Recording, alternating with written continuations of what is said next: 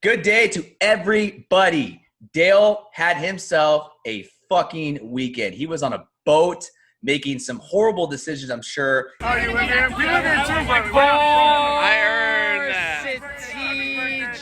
I'm the rookie in the. And in a full weekend slate, my Padres punched a postseason ticket.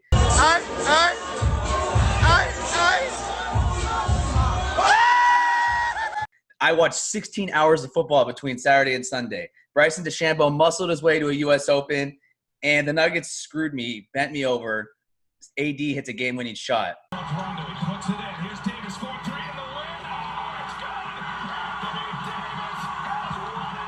But, of course, it's NFL season, baby. Dale, I'm curious as to the hoodie you're wearing. I'm sure that's what you're feeling right now. How are you, sir? I'm hungover. I'm unwell. But you know what? We're here. If we have sports back, I would not change my weekends right now for anything. I had a 3-day bender. I watched a ton of sports, worked, was on a boat all day Saturday, like you said. You know what, dude? We're here. We're here. I'm a lot better right now than a lot of these dudes that got injured yesterday are, though. Dude, horrible timing for everybody. I think we kind of saw this coming without any preseason and with limited training camp and physical contact because of COVID. I mean, look at these names. Basically, the entire 49ers roster. Kittle and Sherman didn't play. And then you go Bosa, Garoppolo, Raheem Mostert. My Chargers, Tyrod Taylor didn't play. Saquon Barkley, Christian McCaffrey. Michael Thomas hurt himself last week. What's going on? Dude, like a lot of people's talked about this earlier. The injuries are going to happen because the contact has not been there. Your body is just not used to taking hits like these guys' bodies are taking right now. And it's just going to happen. It happens in every contact sport. That's why a lot of people, when you show up or hold out, they don't play for a week or two. You have to get back into it. You have to take hits. Your body has to get hurt, broken down a little bit, and have time to get healed up. But like when you're just taking a lot of these full contact hits for the first time, injuries are going to happen. It sucks, but it's a part of the game.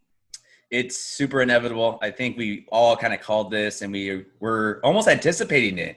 Yeah. I just didn't realize there was going to be an avalanche of players, marquee names, household names that we hear every day that are going to be headed towards IR. Yeah. Some other beatings I have to mention. The Atlanta Falcons and Dallas Cowboys. Wow. Mr. Dale, you cannot tell me that was not a meltdown. Mr. Dale, wow. Atlanta fans, I know that there's still some of you out there. I just want to be the first to tell you that I feel your pain. I know what it's like to just continuously lose. I know what it's like to have leads and blow them. I'm sorry. I don't know what else to say. I'm sorry. But Dan Quinn, you got to figure it out. I think he's fired. He's been on the hot seat for what feels like his entire time with the Falcons. Super Bowl. Ever since that meltdown, exactly. Yes. Julio Jones drops that gimme touchdown. Dale, let me give you a stat. Not a big stats guy, but I got to tell you this. Teams before yesterday were 440-0. A perfect winning percentage when scoring 39 points, and they had 0 turnovers, and they still managed to lose. That was impressive. And this is coming from someone who watches the Chargers religiously. That is crazy. That was one of the most creative ways to lose. And then that onside kick. You don't have to wait for it to go 10 yards. You can attack it right there. Somebody could have came in and got it. You're just watching it go. The receiving team doesn't have to wait for the ball to travel 10 yards. The special teams coordinator is probably going to get fired. And if I'm Arthur Blank, the owner of the Falcons, there's going to be some conversations that need to be done. That's ridiculous. And now you're having this conversation, now it's Dak. Now that he rallied this team from like a 20-point-plus deficit, worth the money? I'm not here for Dak talk. I liked it. And that Andy Dalton drive was the best drive of the Dallas game. Don't at me. Yeah, it was reassuring. Dalton's always been a true pro. He knows what he's doing. Let's switch gears, though. So, Chargers-Chiefs, staying focused. Justin Herbert made his debut. What did you take out of that? All right, so we had the pre-draft talk. You guys all know, I am not the biggest Justin Herbert fan. I'm not. I didn't think that he was going to be a good NFL quarterback. I still am not completely sold on him. But that boy could sling it yesterday. He had a nice ball. He looked confident in the pocket. He added a little bit of dimension that Tyrod Taylor just doesn't have. And I told you before show, I feel bad for Tyrod right now. This is going to be the second straight year that he earned the starting job that I think he's going to lose it. You make a good point. Anthony Lynn said in the postgame that if Tyrod is 100% healthy, ready to go, he is still the starter. I still feel like Justin Herbert is still not seasoned enough to play. But if you're going to make a debut and have that kind of splash, specifically against the defending champs, then I'm all for it. At some point, you got to throw him into the fire. The only way you learn how to swim, you get thrown into the pool. Now, I don't think he realized the severity of the situation because he wasn't notified that he was going to start until literally 5 minutes before kickoff. So that kind of might have helped him as opposed to him kind of over-preparing and thinking too much and pressing. But, he made a rookie mistake that they kind of should have won that game. They were kind of handling Kansas City, and then he threw an interception on a third down play in which he should have ran. But you go to overtime, they won the toss, they got the possession, they had the opportunity to win. And instead, they punted. And right now, general headlines, maybe they should have went for it. I was saying, why would you give the ball back to Kansas City? I would rather have to defend Anthony Lynn saying, hey, he was trying to win the game, and he's done that in the past, as opposed to playing conservatively and hoping that a gas defense was going to stop Patrick Mahomes. No, not buying it. My last take on the Chargers-Chiefs. Last week, the Chargers-Bengals game looked like two of the worst teams in football. All I know is with Justin Herbert behind center, the Chargers offense did not look that bad.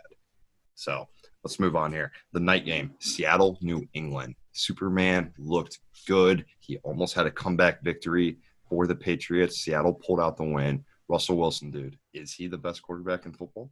I think he is the best quarterback in football. I think you can argue that, you have Mahomes and you have Lamar, who had a so-so afternoon yesterday. But look, how many times in the NFL has there been repeat MVPs? Not that often.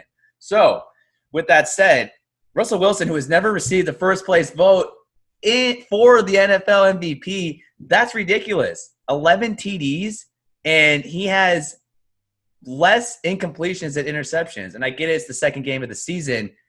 You got to give him the MVP, right? Look at what he has. Not the best supporting cast. You do have DK Metcalf and Tyler Lockett, but still, stop discrediting Seattle. We made fun of him so hard for the Mr. Unlimited video, and we might say that once a week. Everybody has to have an alter ego. I think I have an alter ego. His name's Mr. Unlimited. Yeah, you got to be unlimited. I'm unlimited. But on the field, that motherfucker wins. He gets it done. And you made a good point with Cam. Is Bill Belichick the smartest? Because Cam was sitting on his fucking couch for 3 months until they signed him. I think that the Cam Belichick connection is going to end up being a lot better fit than what people realize. Sometimes or expected, yeah. Yeah, sometimes a little personality and a little bit of swagger can bring out the best in some people. Right. Imagine Bill Belichick having a little bit of fun on the football field, dude. I still think that's impossible. I think when he gets to the locker room, he does. But he's so stoic and has so much bravado on the sideline with his cut-off sleeves and his high socks. I don't know if you were paying attention in the fourth quarter yesterday to the sideline shots, but every single time the Patriots went and scored and they were making that comeback, the sideline looked energized. They looked excited. Cam was talking to his teammates. They're all smiling.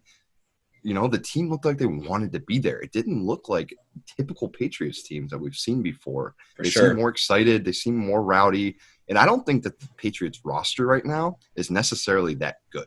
I think the Seattle roster is significantly better than the Patriots. Oh, they're loaded. Yeah. Yeah. That was a game. No, it was for sure. And I think having a revitalized role in a winning organization for Cam, I think it's good. I think that New England, and he still has Belichick. That's what it comes down to. No, and he almost pulled it out. Before we tie a bow on this, the last play of the game, 3 seconds left, you have to make a play. Did they make the right call giving it to Cam? Because I think everyone called that shot before it even happened. See, I don't mind giving it to Cam, but I don't understand why you're not going power off tackle. There was no power blocking scheme there at all. It was just a balanced scheme, and it was almost okay, let's just see what side's open. It seemed and then they motioned over. I just feel like if you're Seattle, I'm going all in on that play. If I'm their defense, Jamal Adams had a really good game. quite honestly a great signing on Seattle's part. But yeah, they bull rushed the shit out of the O-line, and that's what we kind of expected. And they made a stance, which was really good. No, it was a good game. Watch out for Russ. I really feel it's only going to get better. We love it. Well, it is Monday night. Last Monday night, we had 2 games. We were both 2-0 on them. Tonight, we have Saints versus Raiders. First game in the new Raiders Stadium. William, who you taking? Trying to christen a new stadium tonight. I think I'm still going to go with the Saints on the road. I'm not sure how energized the Raiders are going to come out, but even without a Mike Thomas, you cannot discredit the Sean Payton, Drew Brees combo. It is Monday night. I think I'm going to take the Saints. Okay. Honestly, I'm with you. Sorry, Jared Smith, but the Saints just have it going. I think the Saints really have a chance to win the NFC this year. I think the defense is really good. Even with can't guard Mike tonight, I think Emmanuel Sanders steps up, gets more comfortable within that Saints offense. Alvin Kamara, I'm going to guess, is going to have his kind of game. This is going to be a good game for him. They're on turf. Yeah, I see the Saints pulling this one out. I think they're going to wrap up a good weekend of week 2 of the NFL. Absolutely. Well, I can't wait to watch this game tonight. We have more sports all week, full slate this week. Guys, we'll have picks for you tomorrow. Give us a follow, WTM Daily, Twitter, Insta, YouTube, Apple, Spotify. Will Galvez, have yourself a day, my dude. Dale, you too. Go fucking Padres, baby. We're in the postseason. Woo! Hungover AF. Back to bed.